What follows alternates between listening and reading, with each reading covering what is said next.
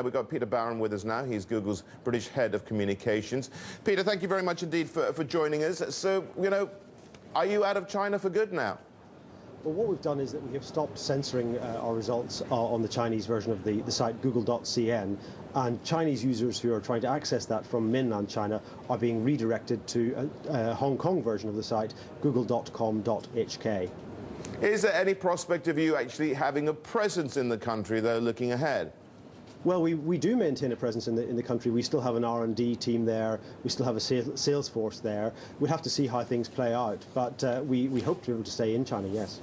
So what happens next at Google with regard to China? Well, we have set up the .hk site coming from Hong Kong, so Chinese users will be directed there. Now, it is possible that the Chinese authorities will block that site, and there's some reports this morning that certain terms are being blocked. But as far as we're concerned, the site is uncensored and available for Chinese users to access. Now, you've been in conversations with the Chinese government, or have you? What's your relationship like there?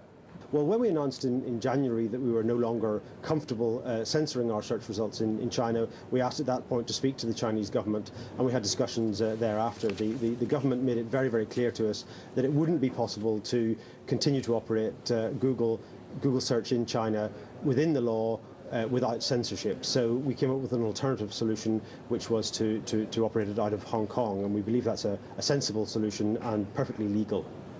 Peter, is it all down to principle, or is there more to it than this? I mean, this is a decision that is about principle. It's not about revenues. We actually had some of our best revenues ever in the last quarter of last year, but this was a decision firmly rooted in principle, to do with freedom of expression and censorship. It's going to cost you a lot, though, isn't it? Well, the Chinese market is obviously at an early stage, but this really wasn't about revenues. This was about the principle of the issue. Now, we're expecting a court ruling as well here in Europe with regard to the way that search terms are introduced by yourselves on Google. What are you looking for there, and what's been the complaint? Well, that's not something I can get into at the moment. The decision is due to be announced very, very shortly, and until that decision is made, I'm not going to give any comment. OK, Peter, well, let's return to the subject of China. Now, what happens with other rivals? If they go in there, do you then think, hey, well, other people aren't prepared to stand on their principles, we should go back in? Well, we've made the decision for Google and Google alone. I mean, there are obviously other foreign competitors in China, as well as Baidu, the local search engine.